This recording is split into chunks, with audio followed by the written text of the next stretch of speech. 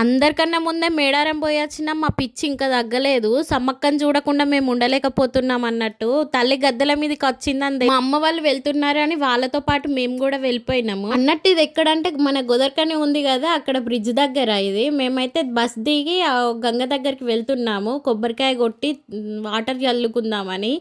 ఒకరోజు స్టే చేద్దాం అనుకున్నాం కానీ వీలు అవ్వలేదు. మార్నింగ్ వెళ్ళి నైట్కి అలా వచ్చేసినాము. గంగాదేవికి కొబ్బరికాయ కొట్టి నీళ్లు చల్లుకొని దర్శనానికి వెళ్తున్నాము. ఇక్కడ శివుడి దగ్గర వచ్చి ఆగి దండం పెట్టుకుంటున్నాము. రష్ చూడండి, లైన్ కట్టినాము దర్శనానికి. ఫుల్ మంది ఉన్నారు. మేము వెళ్ళింది ఫ్రైడే. వాళ్ళు బంగారు బుట్టలు ఎత్తుకున్నారని వీడియో తీస్తుంటే వెనుక నుండి చూడండి ఇంకో అన్న మొత్తం బంగారమే దిగేసుకొని వచ్చిండు.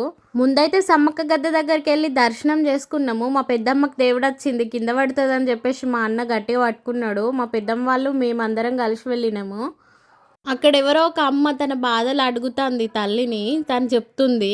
ఈ అమ్మ డౌట్లన్నీ క్లియర్ చేసుకొని ఆ అమ్మ వెళ్ళిపోయింది. ఆ అమ్మ వెళ్ళిపోగానే మా అమ్మ స్టార్ట్ చేసింది. మా అమ్మ కూడా అడిగేసింది. సారక్క గద్దె దగ్గరికి వచ్చి దర్శనం చేసుకొని బయటికి వచ్చేసినాము. మేము ఒక దగ్గర స్టే చేసినాం. మేము వెళ్ళే ముందే ఒక అప్పుడెప్పుడో తీసుకున్న టెంట్ ఉండే మా దగ్గర.